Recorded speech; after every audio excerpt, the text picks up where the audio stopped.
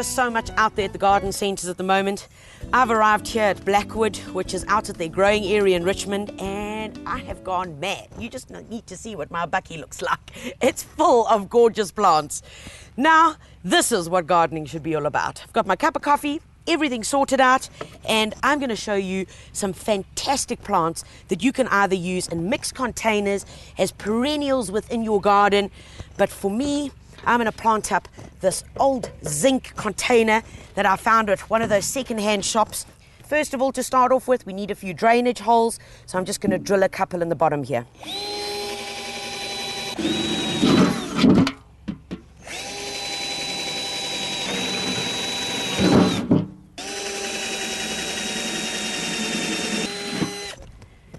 That should do it.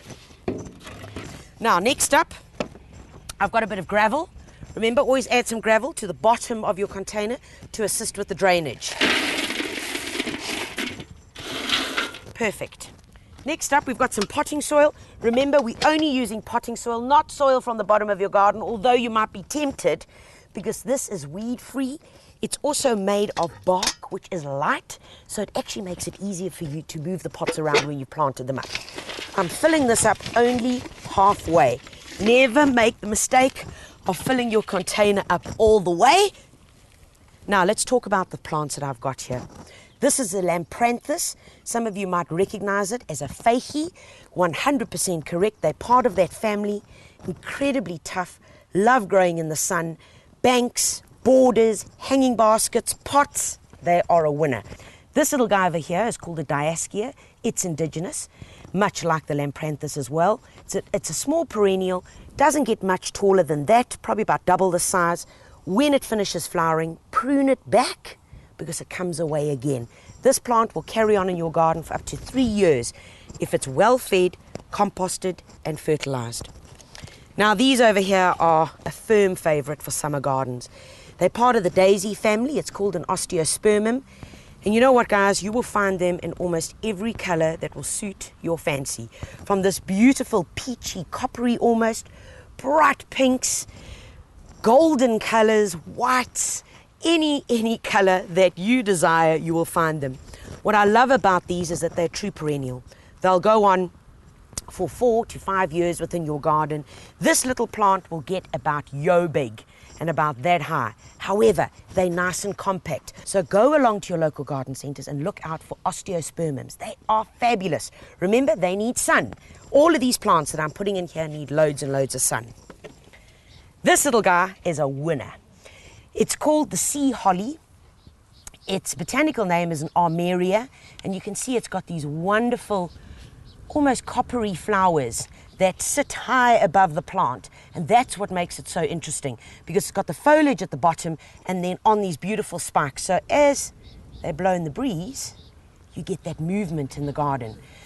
Also, a real winner, can grow from the coast right up until the mountains, even where you get loads of frost. This is a great perennial for your garden. So let's get planting. First up, I want to put the Lampranthus in because he's a real big dude. Remember, we need to give him quite a bit of space. But you know what? When he starts outgrowing this container, all you do is you just pull it out and put it into the garden. But for now, I'm going to pop him in there. There we go.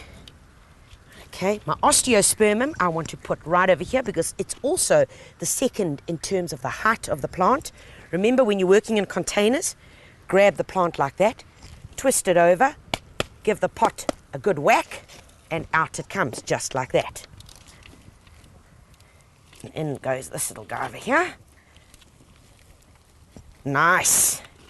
Right, next up I want to get in my little Diascia. Exactly the same. Give it a whack, out it comes. Pop that there. And I want to put this little guy right here because it's got a bit of a cascading habit, okay? So it's going to get nice and full over here, complement this. And then for my height, at the back, I want to use my little sea holly. Oh, nice. Pop him in there. Okay, now all I'm needing to do is to fill up with a bit of potting soil around the major plants that I've put in. And remember, Then you're using potting soil to always add loads and loads of bone meal into it. I've already added my bone meal in here, so I know I'm good to go. Now, let's have a look at it. You might be thinking, sure, Tanya, your balance is way out on this side. And because of that, I'm going to pop in another one of these sea hollies, the Armeria. Let's get this baby out. Now, the theme that we've been going with here is very hot. They need lots of sun. So now, oh, aren't you gorgeous? I mean, look at that plant. Got a bit of a breeze going on here, so it's automatically doing what I really wanted to do. And then, in the front, to go with something completely different that no one would really think of ever combining, I'm using some of these gorgeous little succulents grow out in the full sun. And for effect, and for that change in texture, you really can't go wrong. So in here, there we go, there's another little baby. And for something different, I'm going to pop one of him in over here. And remember, when you're starting to fill in with the spaces in between, use one of your containers, get some of the potting soil, use the back end of your spade, okay? So you don't have to get your grubby paws in there. Now remembering, everything is not all tight and overflowing because we still want to let this little baby grow. So we've given it a bit of room to breathe. Fill up this little corner here. Oh man. And finally, all I need to do is give it a good water, find a beautiful home for this baby, which needs to be loads of sun. You need to make sure you give it a good watering every day or every second day. And remember, give it some plant food. A liquid plant food is great because you can dilute it into your watering can. And so as you're watering it, so you're giving it the important food. In terms of maintenance, as soon as one of these little flowers start going off, it's important that you break it off. Same with these little guys. As soon as the flower starts dying it off, break it off. The more you do that, the more it will give you flowers. And that's what we want. We want this gorgeous, hot pot to carry on giving us loads of joy for months and months to come. And if you have to look after it like I've just told you, it's going to do just that for your garden.